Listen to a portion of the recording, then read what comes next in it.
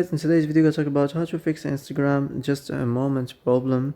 So the answer is easy. Just go to the settings and then scroll down to the apps section and then go to the search and search Instagram.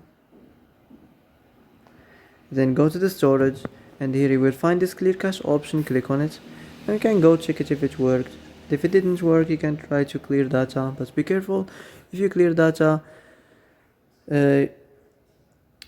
all the Instagram's data will be deleted. This includes all files, the settings, the accounts, the databases, etc. So be careful. And also you can try to turn the Wi-Fi off and on, and you can try to restart your phone.